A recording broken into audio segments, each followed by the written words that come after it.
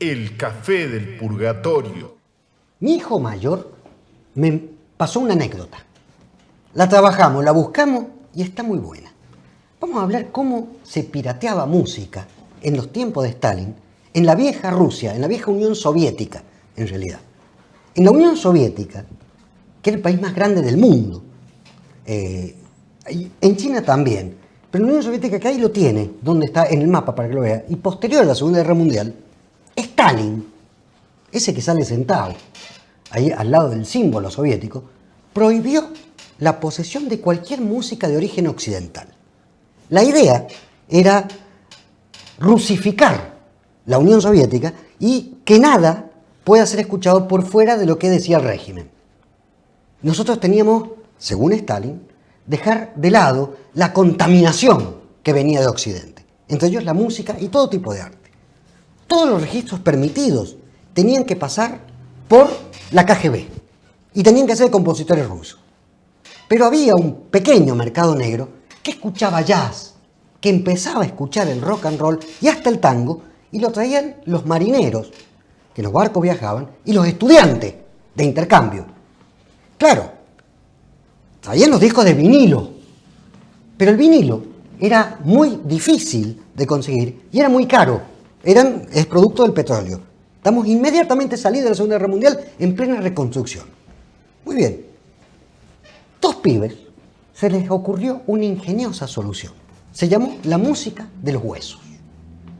1946, un joven estudiante de ingeniería de 19 años, llamado Russian Bogolowski, con un amigo que vivía en Leningrado, Boris Taigin, crearon un dispositivo para piratear estos álbumes occidentales y distribuirlos por toda Rusia.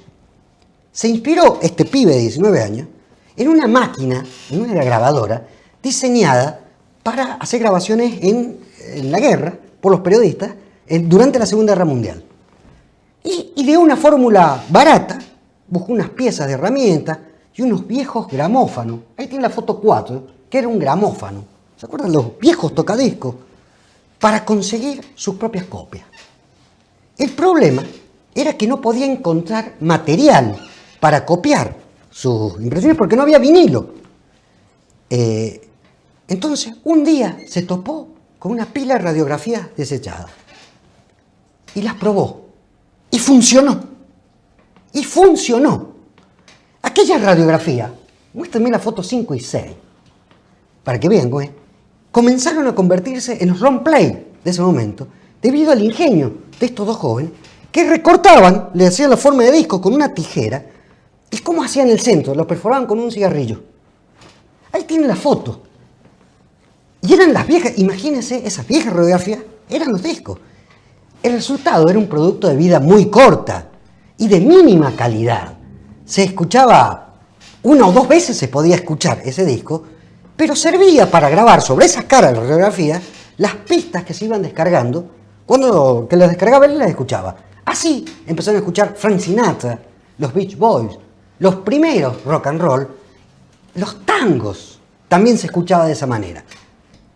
Muy bien, buscaron, empezó un momento que se les acabaron las radiografías de los familiares y entraron a buscar en los contenedores de basura de los hospitales.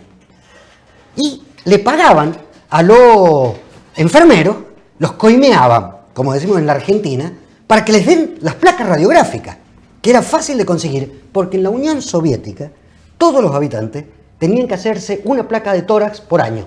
Entonces habían muchas que se tiraban, ¿no? Muy bien. Durante 20 años, estos pibes, hicieron más de 1 millón de copias.